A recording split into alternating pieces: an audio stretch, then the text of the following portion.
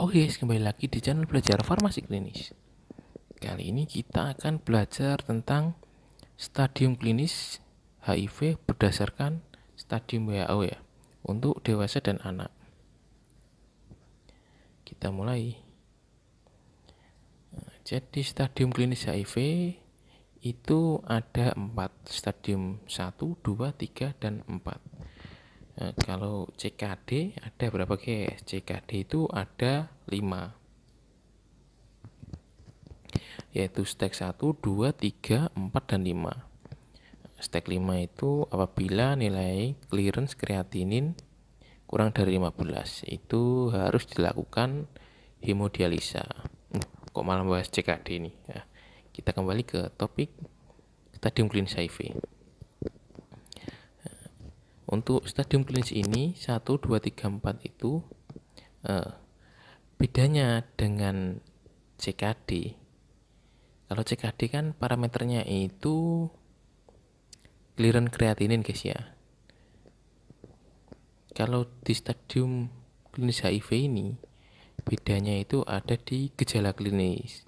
Semakin tinggi stadium klinis, semakin banyak gejala klinis yang dirasakan oleh pasien. Nah, ini contoh pemeriksaannya guys ya.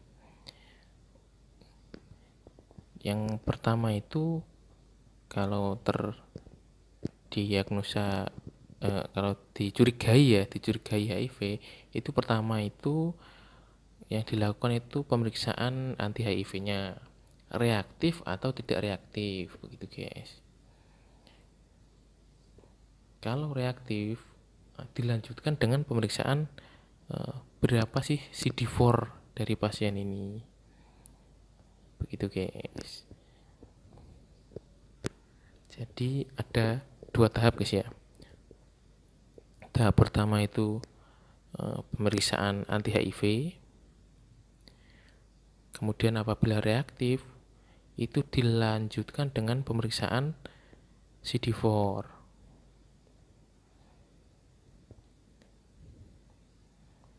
Nah,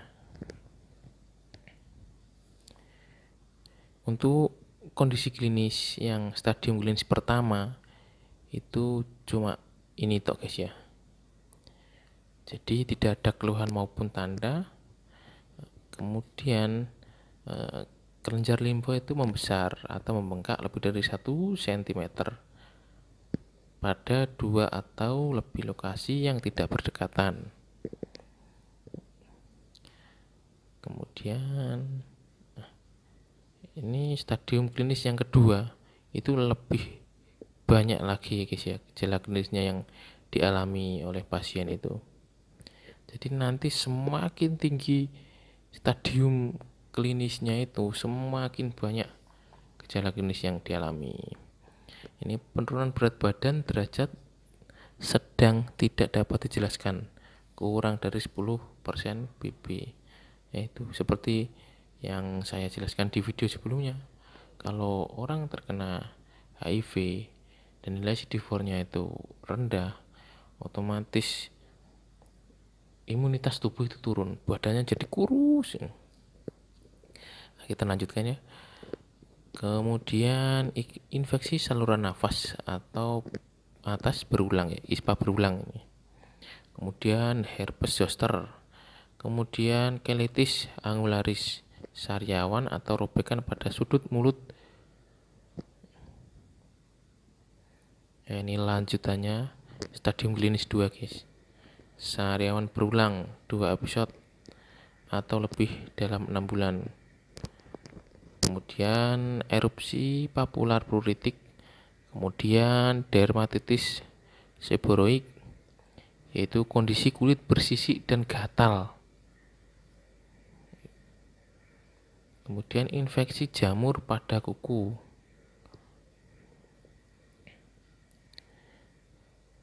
Ini masih selanjutnya ini guys ya.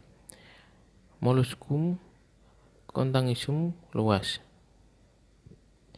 yaitu benjolan kecil sewarna kulit atau keperakan atau merah muda berbentuk kubah dapat disertai bentuk pusat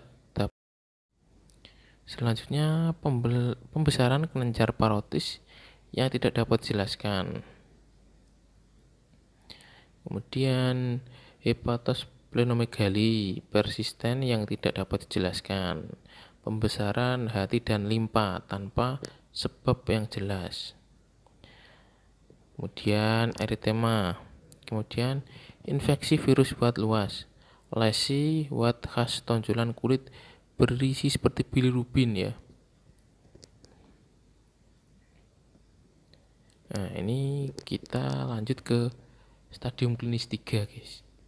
Ini pasti gejala klinisnya itu lebih banyak daripada yang 2 maupun yang pertama. Nanti yang terparah itu yang keempat, guys.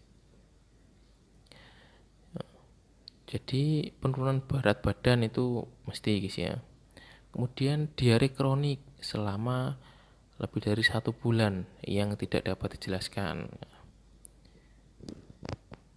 Karena biasanya itu ya guys, kalau pasien HIV itu mudah diare dia, guys. Kemudian demam persisten yang tidak dapat dijelaskan. Kemudian kandidiasis oral.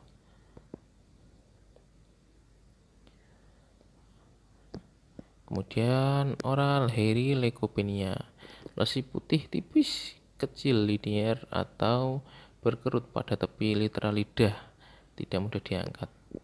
Kemudian bisa ke TB paru. Kemudian infeksi bakterial berat seperti pneumonia, meningitis. Kemudian stomatitis ya, nyeri hebat, ulcerasi papila. Kemudian anemi. Nah, anemi ini ditemukan saat di stadium klinis 3, guys ya. Itu mulai anemi berarti, guys. Mulai hemoglobinnya itu mulai turun, Hb.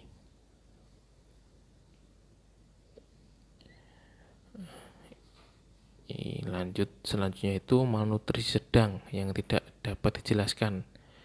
Berat badan di bawah -2 SD menurut umur. Berat badannya itu mau tambah kurang, guys ya. Kemudian kondisi klinis selanjutnya itu TB kelenjar ya. Kemudian pneumonitis. Kemudian penyakit paru berhubungan dengan HIV termasuk bronkiektasis, riwayat batuk produktif.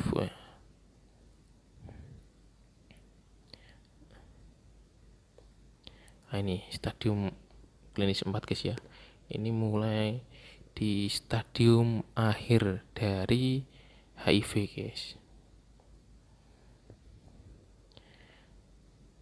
Jadi berat semakin menurun.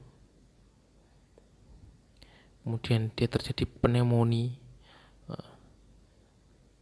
sesak saat aktivitas. Kemudian di ronsen torak yang menunjukkan infiltrat interstital bilateral diffus. Nah, kemudian diare kronik tidak dapat dijelaskan. Nah, jadi mulai dari 3 sampai 4 itu diarenya itu tidak sembuh-sembuh. Kemudian pneumonia bakterial berulang. Ini kemudian infeksi herpes simplex kronis ya, guys ya, selama lebih dari 1 bulan. Kemudian kandidiasis esofageal, onset baru nyeri restoternal atau sulit. Kemudian bisa juga menyebabkan TB ekstra paru. Kemudian sarkoma kapusi. Kemudian infeksi sitomegalovirus.